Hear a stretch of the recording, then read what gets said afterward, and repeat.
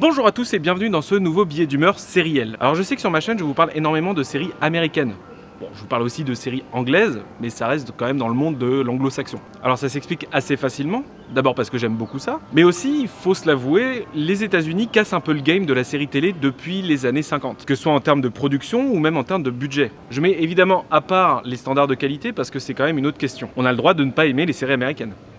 Heureusement. Bref, les États-Unis en termes de séries sont devant tout le monde en termes de production. Bref, les séries américaines sont quand même devant tout le monde en termes de budget et en termes de production, et ça n'a pas vraiment l'air de changer en fait.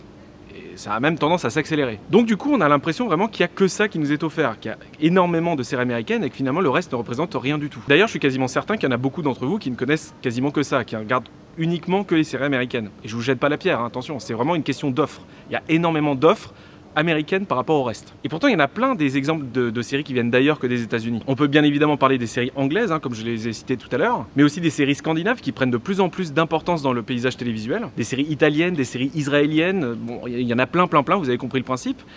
Et j'en oublie certainement d'ailleurs. On en oublie beaucoup et en particulier, vous l'aurez compris, si vous avez vu le titre de la vidéo, on oublie souvent les séries françaises. Personnellement, je regarde beaucoup de séries françaises. Et pas seulement parce que j'ai une chaîne de séries qui font que je me renseigne sur les trucs qui sortent régulièrement, mais aussi parce que les séries françaises, les bonnes séries françaises, bah ça existe. Mensonge! Ça semble parfaitement anodin de dire ça, et pourtant. Alors oui, c'est vrai que entre les années 80 et les années 2000, la production sérielle était quand même à la ramasse. Ce qui n'a pas forcément aidé non plus pour donner une bonne image de la série française, ni même de la télévision française en règle générale. Alors c'est un sujet relativement complexe que je suis en train d'aborder, et j'ai pas forcément toutes les clés en main pour répondre précisément. Mais ce qui est quand même certain, c'est que la vision de la télévision par les grands patrons des grands groupes comme TF1, qui je le rappelle disait au début des années 2000 qu'ils faisaient de la télévision pour vendre des cerveaux à Coca-Cola, hein, faut se le rappeler, tout ça n'a pas forcément aidé à donner une bonne image de la télévision française. Et à partir de là, c'est quand même compliqué de proposer des programmes qui font un minimum réfléchir. Donc du coup, oui, la télévision française s'est quand même cassé la gueule pendant un moment, mais depuis quelques années, bah c'est plus vraiment le cas. Donc du coup, j'en ai un petit peu marre d'entendre quand je dis que je regarde des séries françaises que à la télévision française,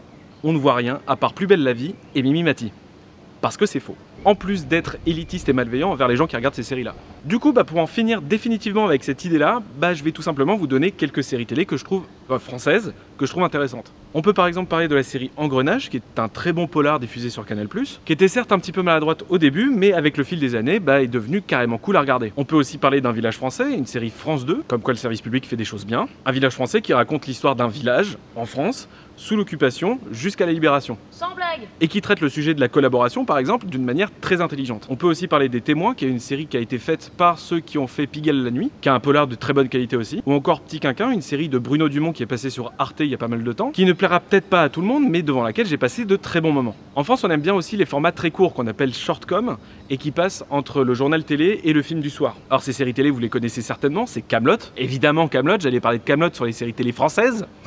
Les Avez-vous déjà vu, les Un gars une fille, les Caméras café, etc., etc. Alors les séries que je viens de vous citer, ce n'est évidemment que des exemples personnels d'autant plus, et il en existe évidemment beaucoup d'autres. Et si vous n'avez pas trouvé votre bonheur dans cette liste, je vais vous en citer une dernière, qui fait énormément parler d'elle en ce moment parce qu'il y a la saison 3 qui est en train d'être diffusée. Et il s'agit du Bureau des légendes, une série qui nous plonge dans le quotidien de la DGSE, donc c'est la Direction Générale du Renseignement Extérieur, Direction Générale de la Surveillance Extérieure, exactement. Alors c'est une série qui s'est bonifiée avec le temps, et concrètement cette saison 3, c'est l'une des meilleures choses que j'ai pu voir dans la production française. Ça nous parle non seulement des espions en France, mais aussi de la situation géopolitique au Moyen-Orient, d'un point de vue français. Et c'est suffisamment rare dans une fiction pour être noté. Bref, avec tout ça, j'espère que vous allez pouvoir découvrir une part du monde sériel que vous ne connaissez peut-être pas, et qui n'a pas du tout à rougir face aux grosses productions américaines que l'on peut voir très régulièrement. Car non, il faut l'assumer, nous ne sommes absolument pas la grosse machine à produire des séries américaines. Nos moyens de production sont bien moindres, et c'est aux scénaristes et aux producteurs à s'adapter à cette situation qui n'est pas catastrophique, mais qui est très différente de celle qu'on peut trouver outre-Atlantique. Et le fait est que c'est de plus en plus le cas. Par exemple, pour la série Engrenage dont je vous parlais tout à l'heure,